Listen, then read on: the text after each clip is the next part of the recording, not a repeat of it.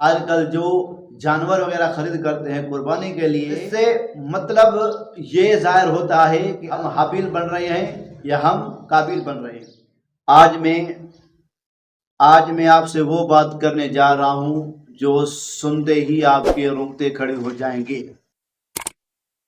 ہم لاکھوں جانور اللہ کی راہ میں ذبح کرتے ہیں، لاکھوں روپے اللہ کی راہ میں قربانی میں خرچ کر دیتے ہیں، چھری چلاتے ہیں اور گوشت لوگوں میں تقسیم کرتے ہیں۔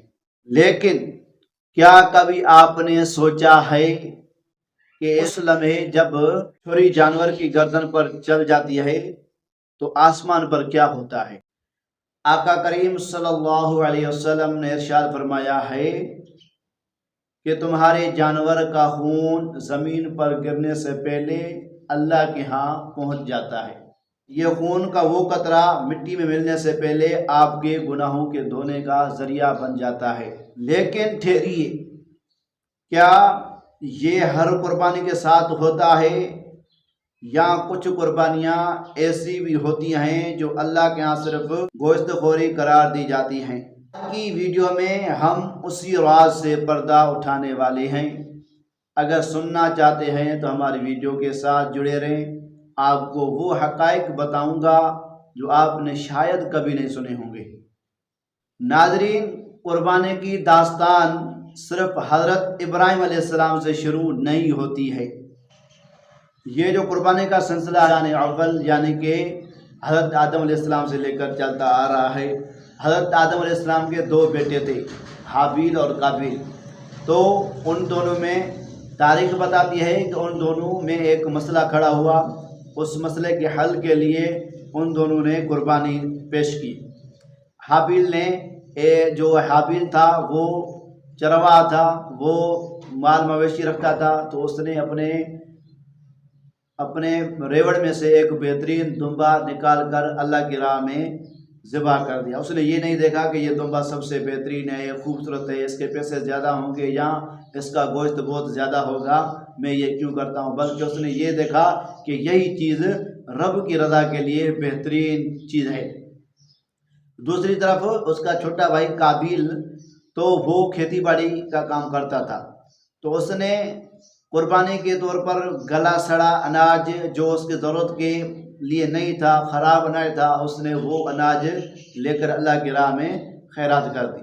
پہلے زمانے میں خیرات قبول ہونے کا طریقہ یہ تھا کہ لوگ اپنی خیرات جو صدقات تھے وہ جا کر پہاڑوں پر رکھتے تھے، تو وہاں پر اگر کسی چیز کو آگ لے جاتی تھی، آگ جلا جاتی تھی تو وہ چیز قبول ہو جاتی تھی۔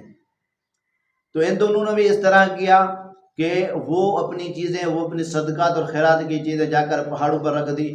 حابیل نے اپنے جانور کا گوشت وہاں پر رکھا اور قابیل نے وہ گلا سڑا اناج جا کر پہاڑ پر رکھ دیا۔ تو اللہ کی طرف سے جو آگ آئی، اس نے آ کر حابیل کے جو گوشت تھا دمبے کا اس کو جلا کر راکھ کر دیا، اور قابیل کا جو گلا سڑا اناج تھا اس کو وہیں پر رکھ دیا۔ تو اس سے مطلب یہ ظاہر ہوتا ہے کہ اللہ تبارک و تعالی چیزوں کو نہیں دیکھتا کہ کس کی چیز کتنی بہتر ہے، بلکہ اللہ تعالیٰ دل کو دیکھتا ہے، دل کی سچائی کو اور دل کی محبت کو دیکھتا ہے کہ میرا بندہ میری محبت میں کتنا سچا اور وفادار ہے۔ جس طرح حابیل نے اللہ کی راہ میں اچھے سے اچھی چیز اپنے دل اور محبت اور سچائی اور صداقت کی وجہ سے جو پیش کی، اللہ نے اس کو قبول کر دیا، اور قابیل نے جو گلا سڑا بیکار چیز کو اللہ کی راہ میں خرچ کیا تو اللہ نے وہ چیز اس کے منہ میں مار دی۔ تو اس تاریخ سے سبق یہ ملتا ہے کہ ہم جو آج کل منڈیوں میں جاتے ہیں، آج کل جو جانور وغیرہ خرید کرتے ہیں قربانی کے لیے، تو کیا ہم حابیل بن کر ایک اچھا اور بہترین جانور خرید کرتے ہیں یا قابیل بن کر صرف فارملٹی پوری کرتے ہیں؟ یہ چیز ہمیں سوچنی چاہیے کہ ہم کیا بن رہے ہیں، ہم حابیل بن رہے ہیں یا ہم قابیل بن رہے ہیں۔